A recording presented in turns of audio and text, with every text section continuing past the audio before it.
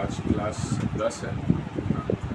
Class 10 पहले हम फिलिपियों देखने वाले हैं। 4 अध्याय है, फिर कोलोसियों 4 अध्याय है। ऐसा लगता है वो छोटा पत्र है, मगर बहुत सारा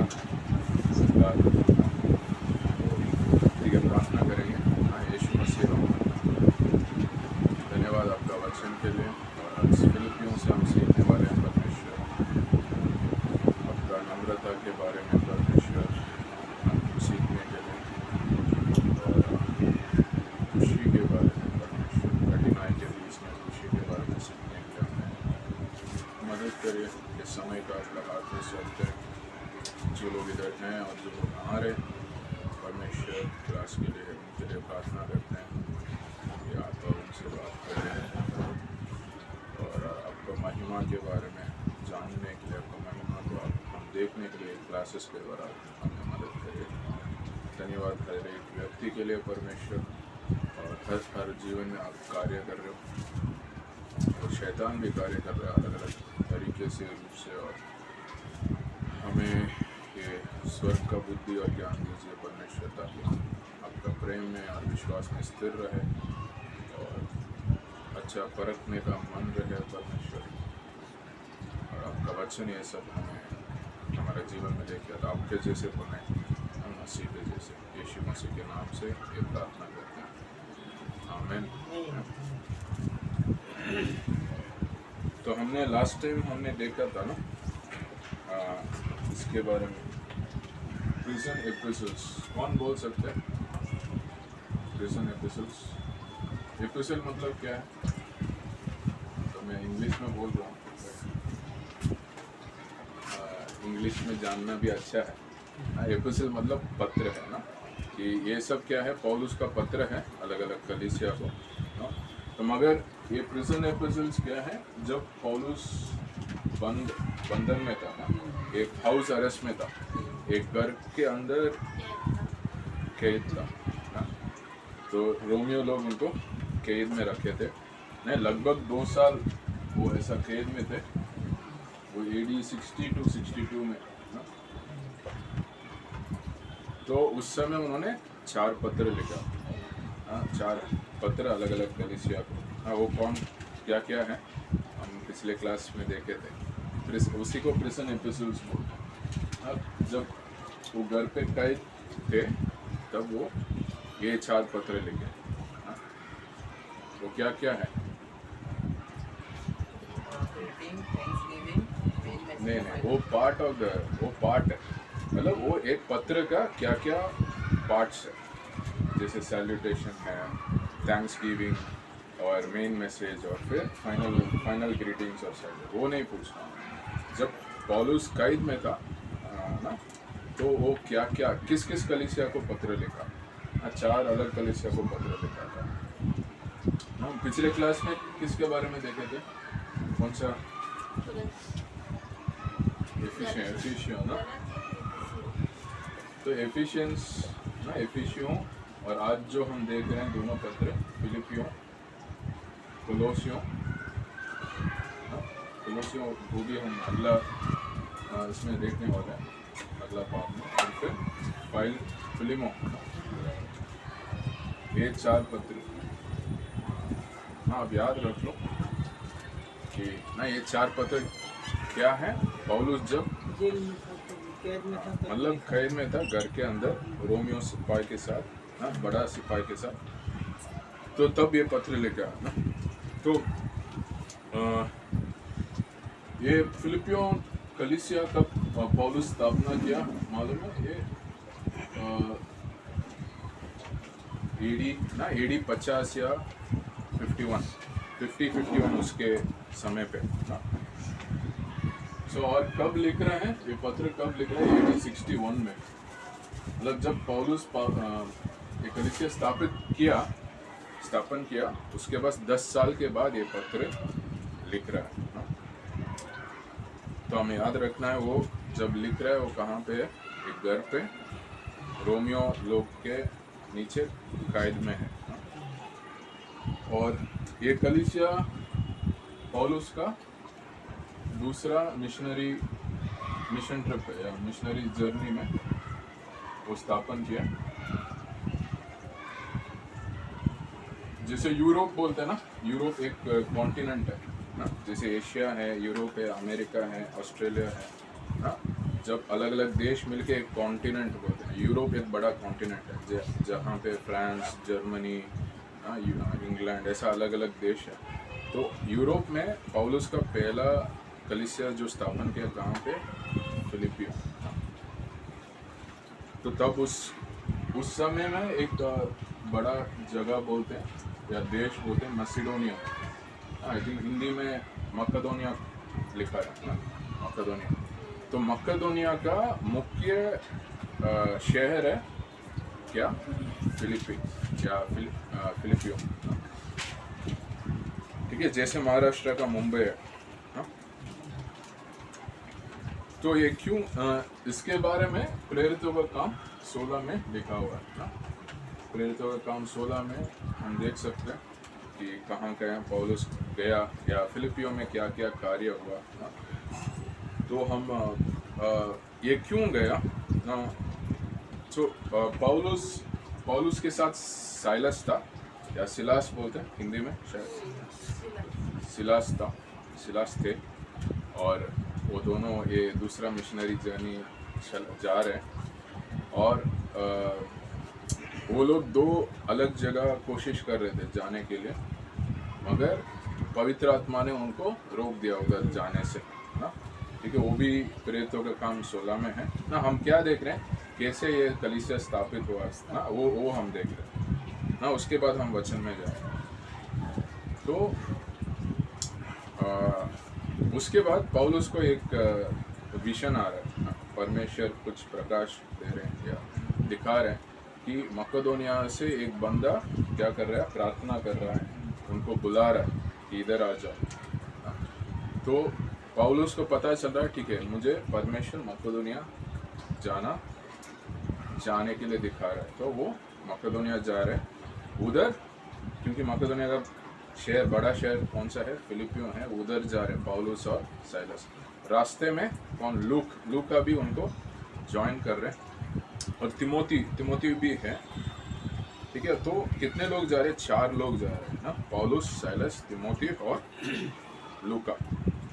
4 लोग मिलके कहाँ पे, फिलिपी, जो मकदोनिया का शहर, बड़ा शहर है, उधर जा रहे हैं कलीसिया स्थापित करने के लिए। और प्रेरितों का काम 16 में अगर हम देखेंगे ना, ये लोग का नाम है जो मतलब परमेश्वर कुछ लोग का जीवन में बड़ा कार्य किया ना। एक लिडिया है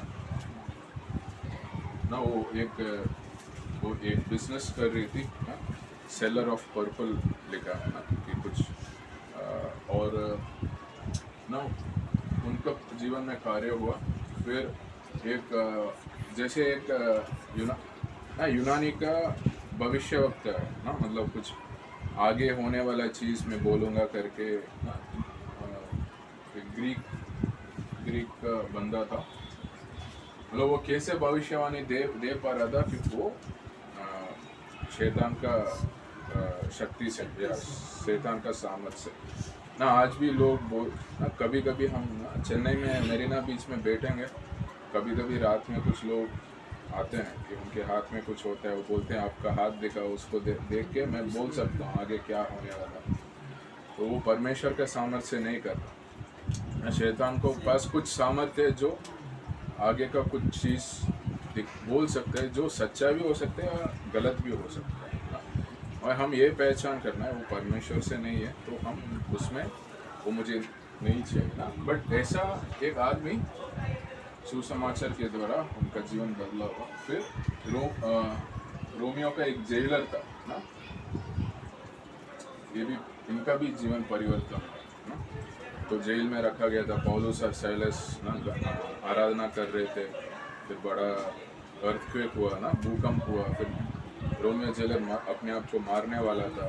फिर सुसमाचार पौलुस ने शेयर किया और उनका जीवन क्या हुआ। सिर्फ वो नहीं, उनका पूरा परिवार, मतलब परमेश्वर का कार्य दिख रहा है लोगों को जीवन में ना, उधर जाके जब कार्य कर रहा है। हम ये देखे हैं कि कब वो कलीसिया स्थापन किया, कब पत्र लिख रहा है और कौन कौन गए थे और फिलिपियो कैसे शहर है।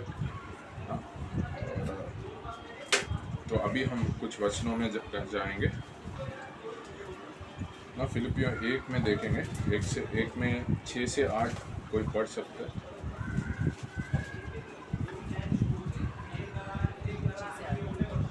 फिलिपियो 1 में 6 से 8। मुझे इस बात का भरोसा है कि जिसने तुम में अच्छा काम आरंभ किया है वही उसे यीशु मसीह के दिन तक पूरा करेगा।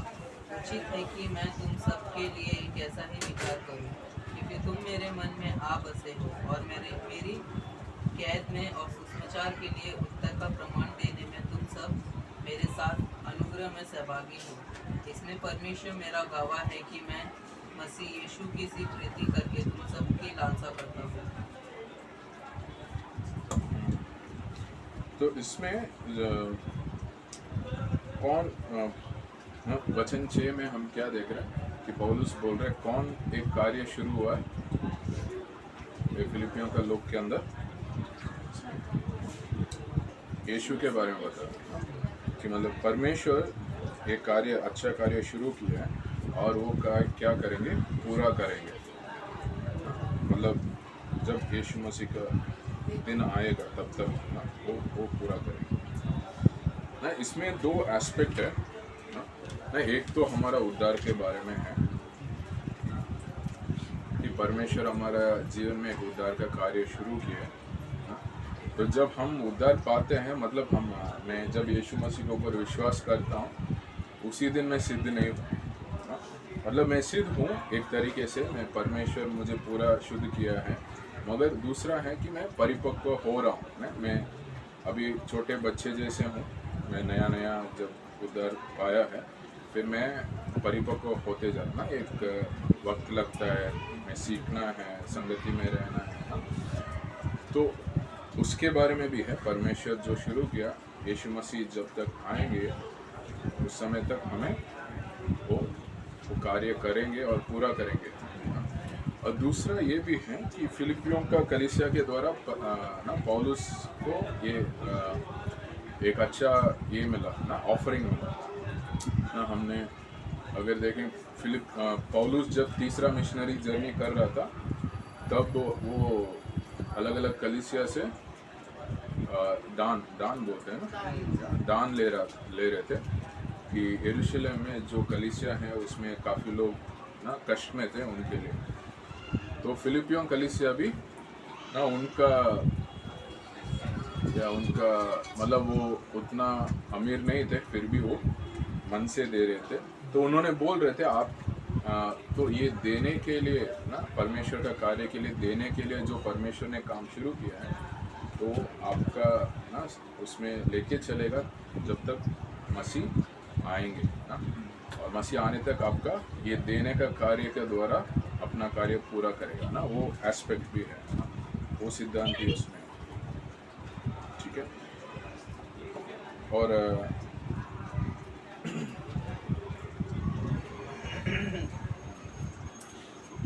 तो उनको मालूम है, मतलब ये फिलिपियों कलीसिया में जो लोग हैं उनको मालूम है पौलुस कैद में ना, कैद में है, मगर वो लोग शर्म नहीं कर रहे। तो जो हमारा कलीसिया स्थापन किया है वो कैद में है जैसे, क्योंकि उनको मालूम है वो कोई गलत काम करके नहीं कैद में है, वो यीशु मसीह का विश्वास के वजह से वो कैद में है।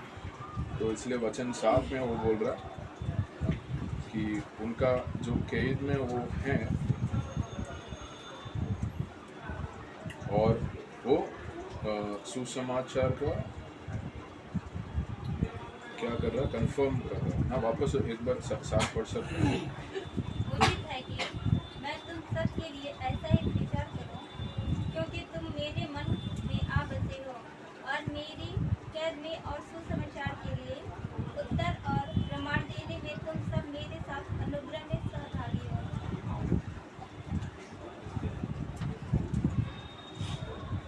हाँ, वो ना फिलिपियों में जो कलीसिया का लोग हैं वो शर्म नहीं कर रहे हैं कि पौलुस कैद में है, मगर वो साथ में है, उनके साथ में है सुसमाचार में और पौलुस जो भी सिखाया है या उनका विश्वास है।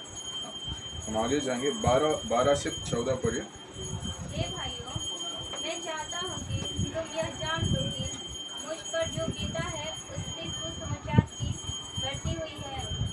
यहाँ तक कि कैसर के राजभवन की सारी पलटन और शेष सब लोगों में यह प्रकट हो गया है कि मैं मसीह के लिए कैद हूँ।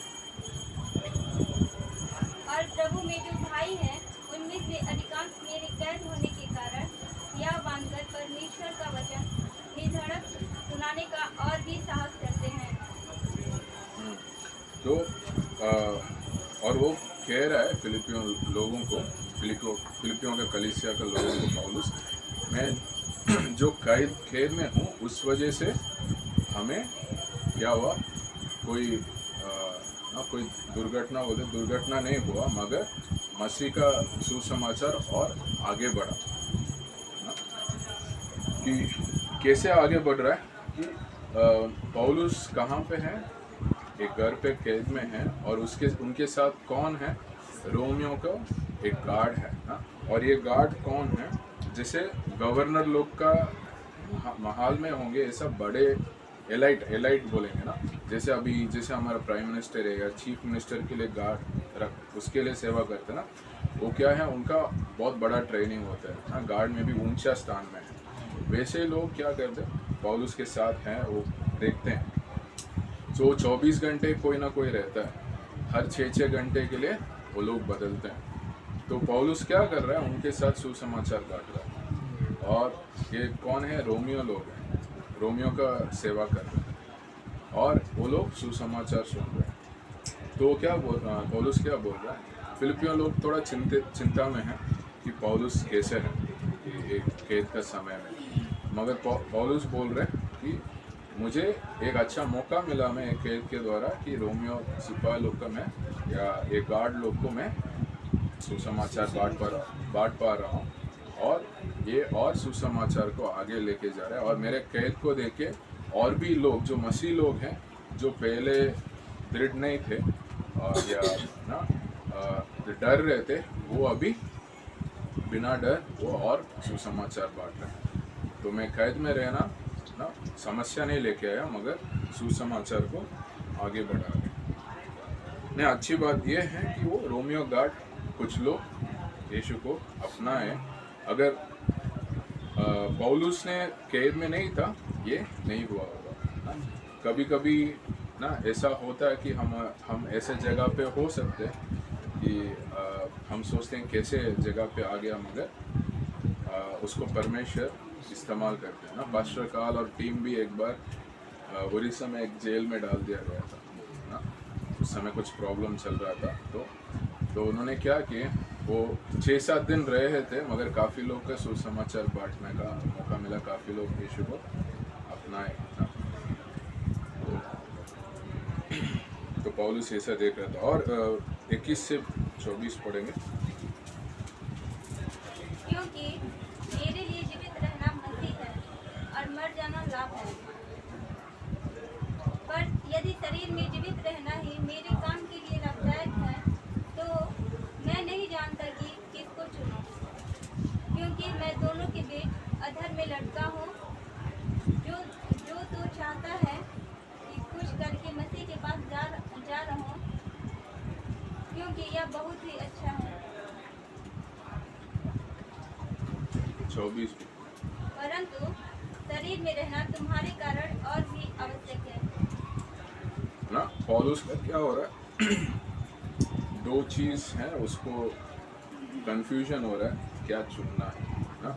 एक्चुअली कंफ्यूजन है, कंफ्यूजन जैसे वो बता रहा है, वो क्या बोल रहा है, मैं कैद में हूँ और ना वो बीमार हो सकता है, वो बूढ़ा भी हो गया ना, ज़्यादा एज भी हो गया, और ना वो बीमार होके मर सकता है, नहीं तो वो कैद में कभी भी उनको फांसी दे सकते हैं, वैसे मर सकता है। बट वो उसके ऊपर चिंतित नहीं है पौलुस ने। और वो ये सोच रहा है, अगर मैं मरूंगा भी क्या, मैं तुरंत परमेश्वर के पास रहूँगा, तो वो ये लाभ है बोल रहे हैं। और अगर मैं जीऊँगा, उसके द्वारा मैं मसीह को लोगों को दिखा सकता हूँ वही 21 वचन में बोल रहे हैं ना। उसके बाद क्या बोल रहे हैं, अगर मैं मरना चाहता हूँ ताकि मैं मसीह के साथ रहूँ ना, वो अच्छा रहेगा।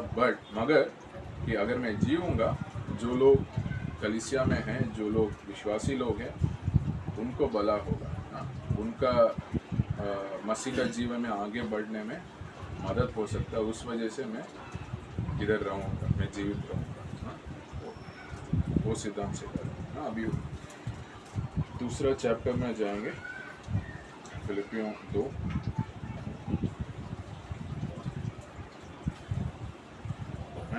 इसमें यीशु मसीह का एक बड़ा उदाहरण है नम्रता के बारे में, कि कुछ लोग कलीसिया में ना घमंड हो सकते हैं, क्योंकि हमारा अंदर पुराना स्वभाव है।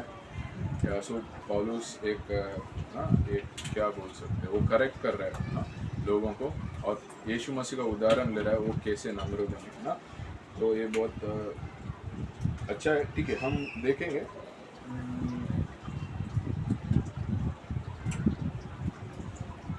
4 से 11 तक पढ़िए। हर एक अपने ही हित की नहीं परंतु दूसरों के हित की भी चिंता करे।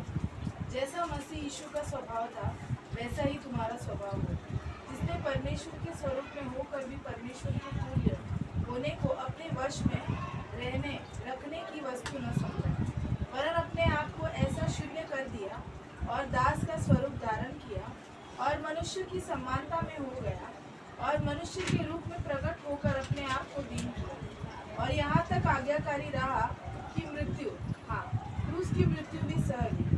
इस कारण परमेश्वर ने उसको अति महान भी किया और उसको वह नाम दिया जो सब नामों में श्रेष्ठ है, कि जो स्वर्ग में और पृथ्वी पर और पृथ्वी के नीचे वे सब यीशु के नाम पर घुटना टेके और परमेश्वर पिता की महिमा के लिए हर एक जीव अंगीकार कर ले कि यीशु मसीह प्रभु है। आप इसमें देख सकते हैं, पहले ना जैसे नीचे जाना और फिर ऊंचा उठाना ना, कि यीशु मसीह अपने आप को नम्र कर रहे हैं, फिर पिता परमेश्वर उनको ऊंचा उठा रहे हैं ना।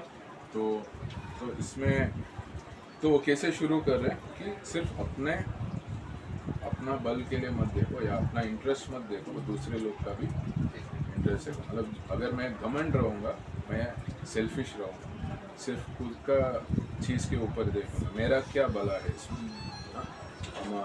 जैसे मसीह ने क्या किया, सब दिए हैं ना, कि तो हम ऐसा सोच सकते, मैं जब कलीसिया आऊँगा या संसार में भी, कि मैं कैसे क्या लोगों को दे सकता हूँ, ऐसा नहीं क्या मैं लोगों से ले सकता हूँ ना। कि हमेशा मैं भला देखूँगा, भला होना अच्छी बात है, मगर उनका भी होना चाहिए।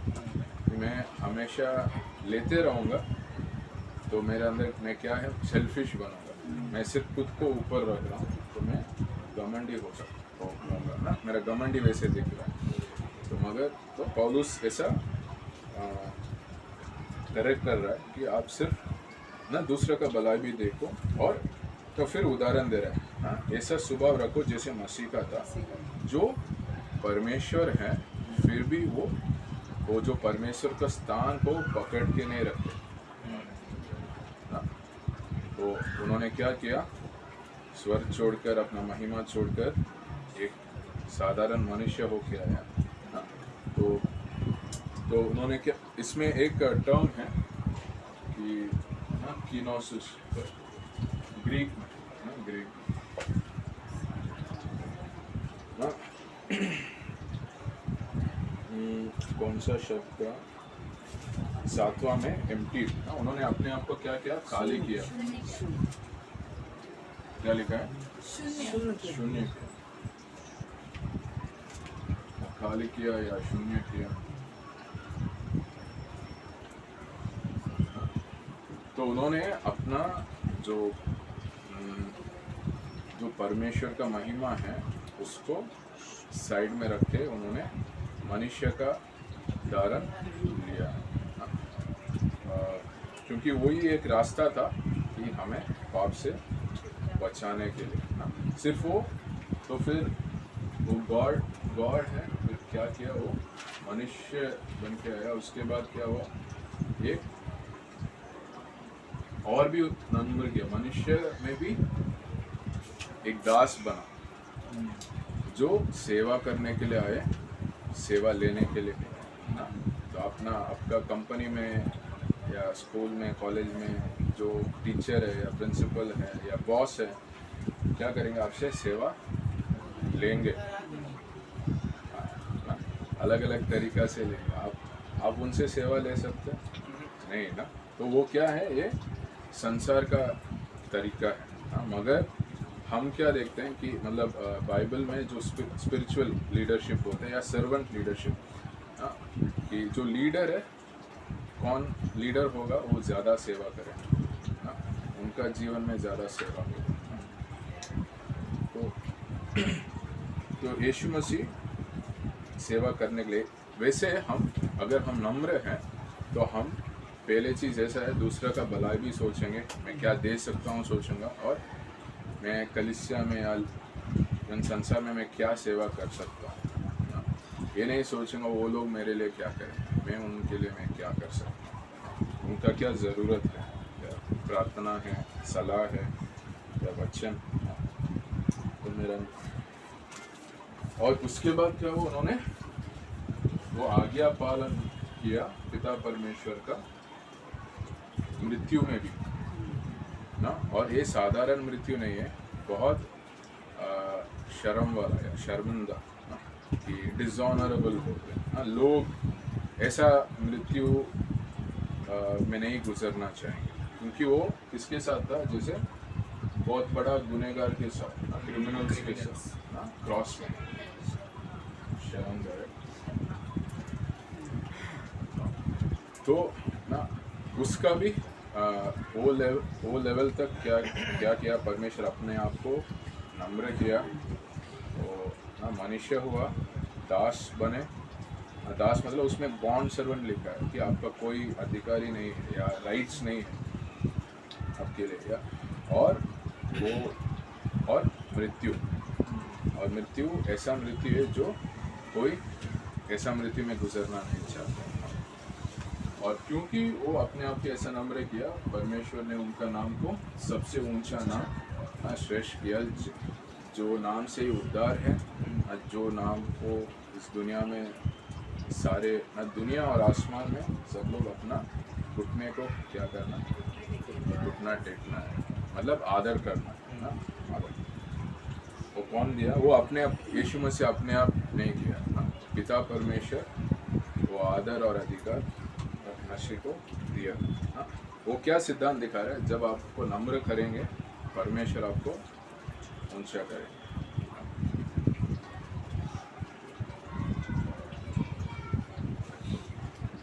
और 12 और 13 पढ़ेंगे। इसीलिए ये मेरे प्रिय, जिस प्रकार तुम सदा से आज्ञा मानते आए हो, वैसे ही अब भी न केवल मेरे साथ रहते हुए पर विशेष करके अब मेरे दूर रहने पर भी डरते और कांपते हुए अपने अपने उद्धार का कार्य पूरा करते जाओ, क्योंकि परमेश्वर ही है जिसने अपनी स्वेच्छा निमित्त तुम्हारे मन में इच्छा और काम दोनों बातों को करने का प्रभाव डाला है। ये 12 वापस पढ़े। इसलिए है मेरे प्रियो, जिस प्रकार तुम सदा से आज्ञा मानते आए हो, वैसे ही अब भी न केवल मेरे साथ रहते हुए पर विशेष करके अब मेरे दूर रहने पर भी डरते और कांपते हुए अपने अपने उद्धार का कार्य पूरा करते जाओ।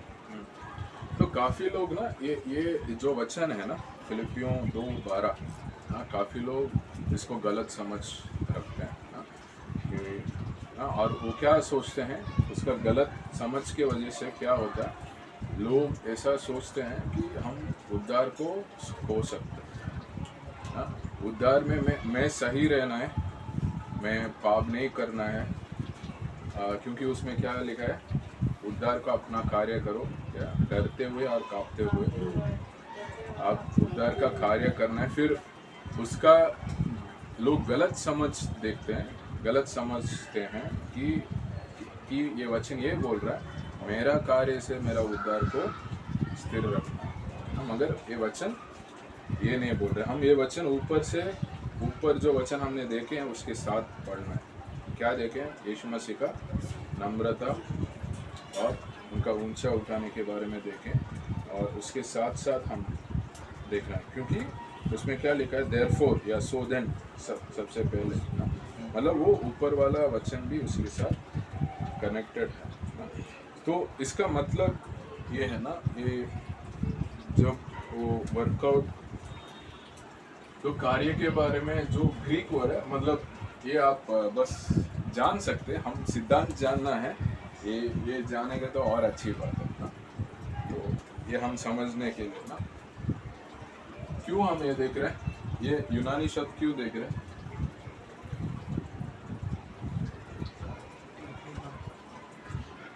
क्या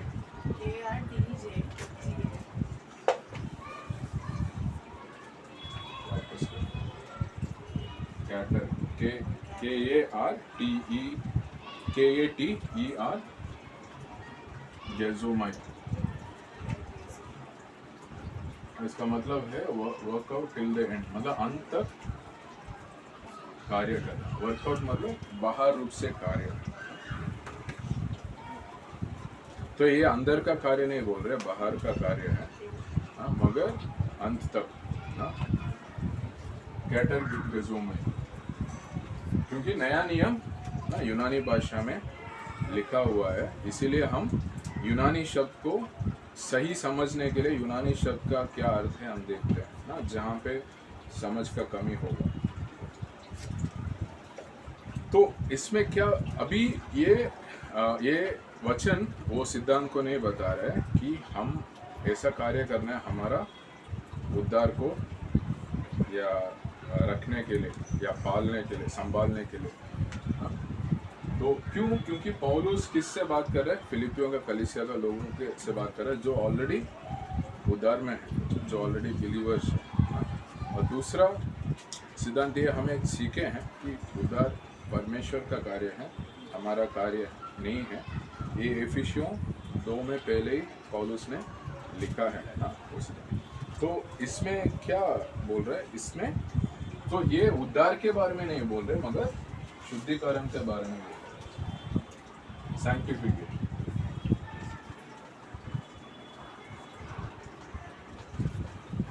आपने उद्धार पा लिए, मगर आपका जैसे हम मसीह का जीवन में आप जैसे चल रहे हो, मसीह के जैसे बन रहे हो ना, आप शुद्ध होते जा रहे हो, उसमें आप कार्य में रहिए।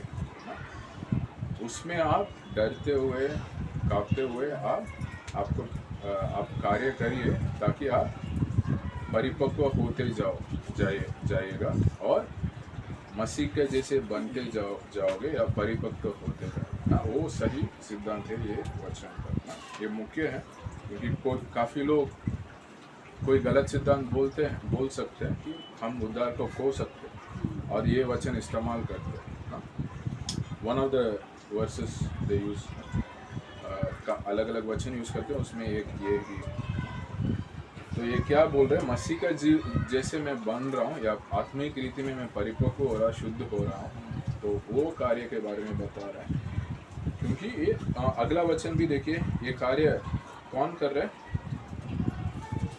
तो मसीह ना, कि आप घमंड मत रहो, नम्र रहो, और उद्धार का कार्य, मतलब ये जो उद्धार के द्वारा जो आपका शुद्धिकरण का कार्य चल रहा है, वो आप डरते हुए कांपते हुए आप वो कार्य करो, जिसके सामर्थ्य के साथ, मसीह का सामर्थ्य के साथ, जो 13 वचन में है, मसीह का सामर्थ्य के साथ, क्योंकि वही आपका अंदर कार्य कर रहा है ना। तो अगर आप 13वां वचन और ऊपर के साथ आप पढ़ोगे, तो वो 13 में ये नहीं बोल रहा है आपका कार्य के द्वारा, ये मसीह का कार्य जो आपके अंदर है, तो उसमें और क्लैरिटी मिलती है। ठीक है, तो अभी तीसरा अध्याय देखें। तीसरा अध्याय 7 से 9 पढ़िए। परंतु जो बातें मेरे लाभ की थी, उन्हीं को मैंने मसीह के कारण हानि समझ लिया। वरन मैं अपने प्रभु मसीह यीशु की पहचान की उत्तमता के कारण सब बातों को हानि समझता हूँ, जिसके कारण मैंने सब वस्तुओं की हानि उठाई और उन्हें कूड़ा समझता हूँ, जिससे मैं मसीह को प्राप्त करूँ और उसमें पाया जाऊँ, ना कि अपनी उस धार्मिकता के साथ जो व्यवस्था से है, वरन उस धार्मिकता के साथ जो मसीह पर विश्वास करने के कारण है और परमेश्वर की ओर से विश्वास करने पर मिलती है। तो ये वचनों में हम पौलुस ने मसीह को जानने के वजह से या मसीह को सेवा करने का निर्णय लेने के वजह से कुछ चीज़ खोया है और कुछ चीज़ पाया है, उसके बारे में बात कर रहे हैं।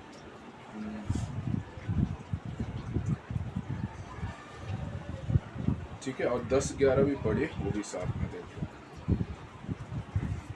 ताकि मैं उसको और उसके मृत्युंजय की सामर्थ्य को और उसके साथ दुखों में सहभागी होने के मर्म को जानूं और उसकी मृत्यु की समानता को प्राप्त करूं, कि मैं किसी भी रीति से मरे हुए में से जी उठने की पद तक पहुंचूं। ठीक है ना, पहले हम 7 से 8 वो देखेंगे। 7 और 8 में जो उन्होंने खोया है उसके बारे में लिखे हैं ना। पौलुस यहूदी धर्म में एक बड़ा फरीसी था ना, तो गमालियल करके एक बहुत बड़ा टीचर है, उनके नीचे उन्होंने सीखा है और बड़ा जो कॉलेज वगैरह भी अच्छा पढ़ा है उस समय का, और मतलब वो समाज में बहुत अच्छा स्थान में था, पद में था ना। अभी तो लोग उनको क्या कर रहे थे, सम्मान कर रहे थे, लोग काफ़ी जानते थे उनको, और वो सब क्या हो गया, उनको वो खो दिया कि अभी वो कोई उनका यहूदी धर्म में कोई पद नहीं है, कोई वो फरीसी जैसे मानता नहीं है, सम्मान नहीं देते, उनका फ्रेंड्स या ना उनको छोड़ दिया, क्योंकि वो मसीह को अपना लिया, यहूदी धर्म को छोड़ दिया। हाँ, और यहूदी धर्म और वो समाज में जो अधिकार है वो खो दिया ना। ये काफ़ी चीज़ उन्होंने खोया है, जैसे समाज में जो सम्मान है और उनका जो परिवार है, परिवार के लोग भी उनको छोड़ दिए, मतलब रिलेशनशिप्स ना, उनका रिश्ता, उनका सम्मान, उन्होंने जो पढ़ा है या उनका पद, और हमारा जीवन में भी हमने कुछ खोए होंगे तो, मगर तो उसके बाद वो क्या लिख रहा है ना, ये सब मैं खोया हूँ, मगर वो सब जैसे रबिश लिखा है ना, जैसे रद्दी जैसे मैं समझता हूँ कि वो क्या लिखा है, कचरा, रद्दी भी बोल सकते हैं नहीं, ठीक है, कचरा जैसे समझता हूँ, नहीं, मसीह को जानने के सामने ना, ये सब क्या है, कचरा है, क्योंकि ये सब संसारिक चीज़ है या मनुष्य को धर्म का चीज़ है जो मसीह के सामने कुछ भी नहीं है, कचरा जैसे है, उसका कोई वैल्यू नहीं है ना। और क्या क्या वो पाया है वो हम 9 से 11 में हम देख सकते हैं। पहले चीज़ ये है मसीह का ज्ञान ना, द नॉलेज ऑफ क्राइस्ट। तो क्योंकि काफ़ी लोग मसीह को जानते हैं, जब हम सुसमाचार बांटने के लिए जाते हैं, आप पूछोगे यीशु मसीह को जानते हो? हाँ, मैं जानता हूँ। तो उनके बारे में बता सकते हैं, तो बोलेंगे वो क्रिश्चियन लोग का परमेश्वर है, या उन्होंने मरते समय किसी को पाप माफ़ी किया, कोई मूवी देखे होंगे, या वो लोग कुछ लोग उनको मार दिए ना, ये सब चीज़ बोलते हैं, या लोगों को अच्छा शिक्षा दिया, लोगों को प्रेम किया, चमत्कार किया, ये सब बोल सकते हैं। ये सब क्या है, ज्ञान का बात है। कुछ देखा, मैं कुछ पढ़ा या कुछ सुना ना, कि ऐसे काफ़ी लोग जानते हैं, मगर मैं मसीह का ऊपर सच्चा विश्वास के द्वारा ऐसा ज्ञान मिलता है जो मैं व्यक्तिगत रूप से रिश्ता में रहता हूँ, वो ज्ञान मिलता है ना, कि फ़र्क पड़ता है ना, कि अभी जैसे तेजस्वी और रोहन है, तेजस्वी जितना रोहन को मालूम होते हैं उनको जानते हैं ना, तो मुझे नहीं मालूम, क्योंकि वो व्यक्तिगत रूप से और समय बिताते हैं और करीब या इंटीमेट रिलेशनशिप में है, क्योंकि वो वाइफ है ना। तो मैं उतना नहीं जानता, उतना समय नहीं बिता सकता कोई और भी ना। तो वो क्या है, व्यक्तिगत रूप से मैं रिलेशनशिप में हो तो मसीह को और सही से अच्छा से मैं जान सकता हूँ ना। वो उनको मिला है जो हमें भी मिला है। और दूसरा हाँ, मसीह के द्वारा धार्मिकता मिला, मसीह का धार्मिकता मिला। पहले क्या मिला, मसीह का ज्ञान मिला, दूसरा मसीह का धार्मिकता। क्योंकि वो क्यों बोल रहे हैं, तो अगर आप 9वां वचन में देखेंगे कि मसीह का धार्मिकता जो विश्वास के द्वारा आता है, उसके बारे में क्योंकि जब वो फरीसी हैं या जब धर्म में हैं लोग, वो भी धार्मिकता का खोजते हैं, धार्मिकता का बात करते हैं, मगर क्या है, वो खुद का धार्मिकता होता है। मैं कार्य के ऊपर, मेरा धार्मिकता क्या है, मेरा कार्य के ऊपर है। मैं व्रत रखा क्या, मैं इतने बार ये चीज़ किया, बोला है, लिखा है, या इतने लोग का मैंने दान किया है, या इतने जगह घूम के आया जहाँ ना मंदिर है या अलग अलग स्थान है, तो उसके ऊपर मैं 5 बार प्रार्थना करना, अगर नहीं किया क्या होगा, मैं धार्मिक नहीं हूँ या ना दोष होगा। कि मैं आज का दिन या हफ्ते में हर मंडे में व्रत रखना है, 1-2 मंडे छूट गया, क्या हो गया, दोषी हो जाएगा, मेरा धार्मिकता क्या हो जाएगा, खत्म हो जाएगा, मतलब कुछ ऊपर नीचे हो जाएगा। मगर वो क्या है, खुद का धार्मिकता है। और फरीसी लोग क्या करते थे, सब चीज़ पालते हैं और बोलते हैं कि मैं धर्मी हूँ और आप लोग से बड़ा हूँ। तो मसीह क्या बोल रहे हैं, कोई भी धर्मी नहीं है, सब अधर्मी है। अगर तुम मेरे पास विश्वास करोगे, मैं तुम्हें धर्मी बना सकता हूँ, तेरा पाप को क्षमा करके। और वो पौलुस बोल रहा है, वो मुझे मिला। कुछ चीज़ खोया है जो कचरा है, मगर ये बड़ा मतलब मसीह का ज्ञान मिला, मसीह का धार्मिकता मिला और मसीह का रिश्ता मिला। रिश्ता मतलब मसीह के साथ संगति मिला। तीसरा मसीह के साथ क्या मिला, संगति मिला। तो जब हम मसीह के साथ ऐसा रिश्ता होगा जो हमारा पिताजी भी है और वो मेरा दोस्त भी है, फ्रेंड और ऐसा दोस्त नहीं है जो मुझे ज़रूरत है तब भागेगा, भाग के तो जब मैं मुसीबत में हूँ और अगर मेरा फ्रेंड कॉल नहीं उठा रहा है या मैसेज पर रिस्पॉन्ड नहीं कर रहा है, वो सच्चा फ्रेंड है। तब पता चलता है, जब आप मुसीबत में होंगे तब पता चलता है कौन मेरा सच्चा दोस्त है। तो इसलिए वक्त लगता है सच्चा दोस्त जानने के लिए। जब सब अच्छा चल रहा है आपको पता नहीं चलता है कौन सच्चा दोस्त है, मगर मसीह हमेशा हमारा साथ है। तो वो कैसे हमारा रिश्ता के द्वारा मिलता है, वो पौलुस बोलता है। और हम अभी 4 में जाएंगे, अंत वाला फिलिपियों 4:6 पढ़िए।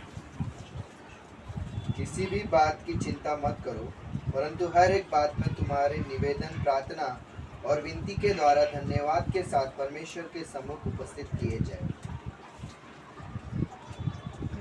हम चिंता करते हैं, चिंता में रहते हैं, तो ना कोई छोटी चीज़ का भी काफ़ी चिंता हो सकता है ना? और कोई ऐसा रहता है बड़ा कार्य में भी चिंता नहीं आता, उल्टा भी हो सकता है ना? तो हम चिंता करने का ज़रूरत नहीं है ना। कि क्या होता है, चिंता में मैं रहूँगा तो वो और बड़ा होते जाएगा ना। और विश्वास वो चिंता कहाँ से उत्पन्न हो रहा है, मेरा अविश्वासी से ना। मैं क्या सोच रहा हूँ, ये कार्य परमेश्वर संभाल नहीं पाएगा, ये सिचुएशन में मैं हूँ मगर मैं परमेश्वर संभालना मुश्किल है, वैसा अगर मैं सोचता हूँ तो मैं चिंता में पड़ सकता हूँ। तो इसलिए वचन में पौलुस बोल रहा है सब चीज़ तुम परमेश्वर के पास लेके आओ। कोई भी चिंता है, अरे एग्ज़ाम के ऊपर चिंता है तो प्रार्थना करो, पढ़ो फिर प्रार्थना भी करो ना। ऐसा नहीं मैं बिना पढ़ के सिर्फ प्रार्थना करूँगा, पढ़ना भी है प्रार्थना भी करना है। तो कोई रिश्ता में तकलीफ है तो उसको ठीक करो, प्रार्थना भी करो ना।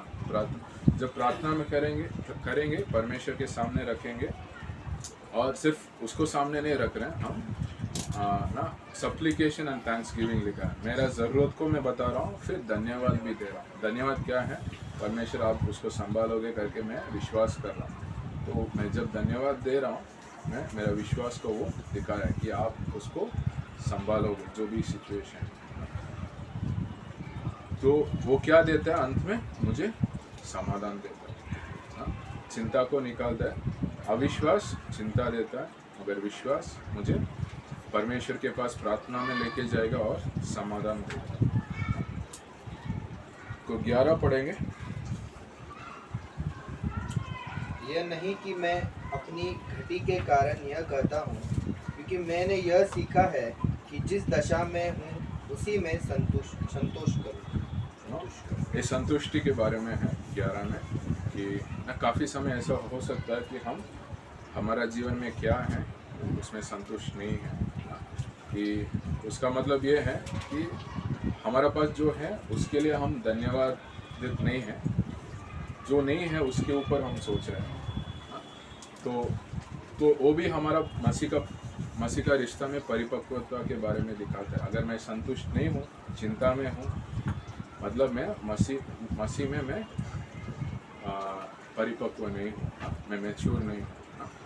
तो पौलुस परमेश्वर के साथ रिश्ता में एक्सपीरियंस है ना, वो बोल रहा है मैं कैद में हूँ, वचन बांटा जा रहा है, सुसमाचार आगे जा रहा है, मैं कोई भी सिचुएशन में मैं क्या हूँ, संतुष्ट हूँ। मतलब मैं कंप्लेन नहीं कर रहा हूँ मेरे पास क्या नहीं है, मगर जो है जो परमेश्वर दिया मैं उसमें मैं खुश हूँ और संतुष्ट हूँ।